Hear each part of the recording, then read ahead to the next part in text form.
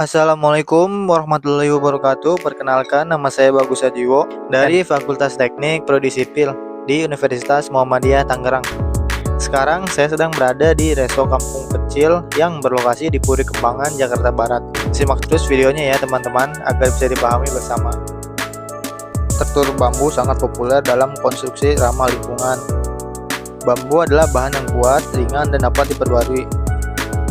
Bambu memiliki karakteristik unik yang membuatnya cocok untuk berbagai jenis bangunan, mulai dari rumah, jembatan, hingga pavilion.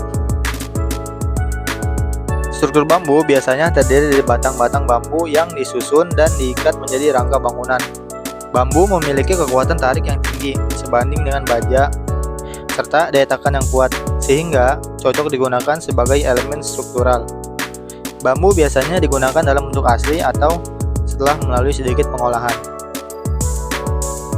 Kelebihan struktur bambu yang pertama, kekuatan.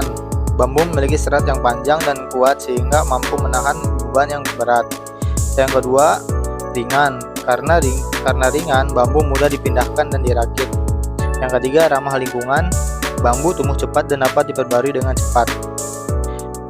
Yang keempat, fleksibilitas desain. Bambu bisa dibentuk sesuai kebutuhan desain arsitektur. Sambungan pada struktur bambu. Karena bambu berbentuk bulat dan berongga, sambungannya berbeda dengan material lain seperti kayu atau baja.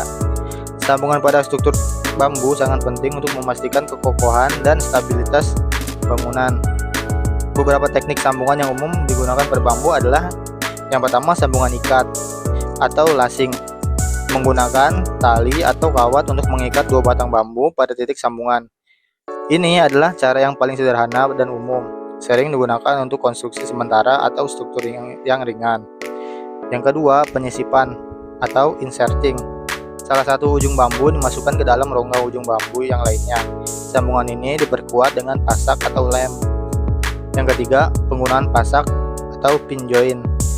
Bambu disatukan menggunakan pasak kayu atau bambu yang lebih kecil. Pasak ini bisa dari kayu atau logam, tergantung pada kekuatan yang dibutuhkan.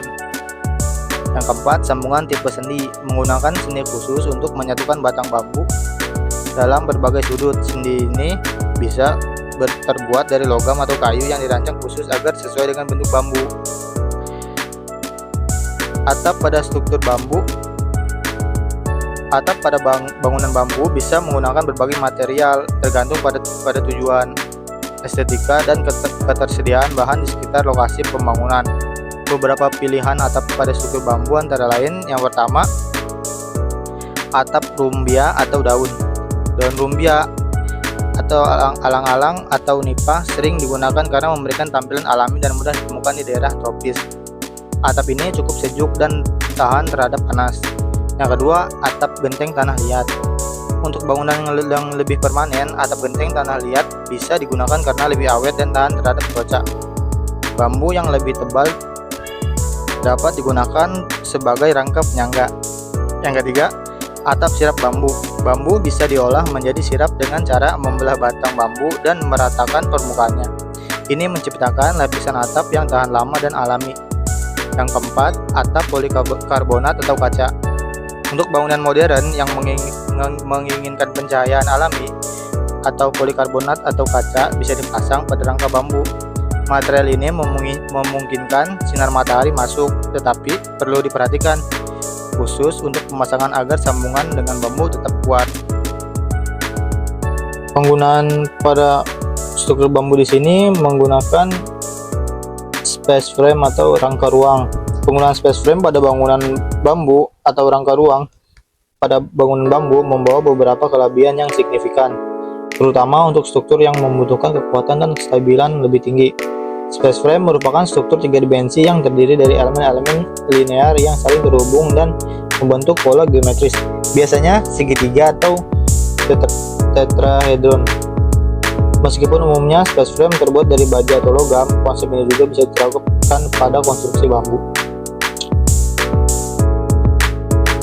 Dan untuk kolom pada bangunan struktur bambu di sini menggunakan 3 batang bambu yang di bawahnya ada semacam beton. Untuk kelebihan dari kolom bambu ini, yang pertama kekuatan dan daya tahannya tinggi, yang kedua material ringan dan mudah dipasang, yang ketiga ramah lingkungan dan berkelanjutan, yang keempat estetik alami dan menarik, yang kelima fleksibilitas desain, yang keenam biaya yang relatif terjangkau, yang ketujuh tahan terhadap gempa dan gaya tekanan, yang kedelapan perawatan dan daya tahan yang baik. Meskipun kolom bambu memiliki banyak kelebihan, penting untuk memperhatikan perlindungan dari serangga seperti rayap dan kumbang bubuk, serta kelembaban yang dapat memicu pembusukan.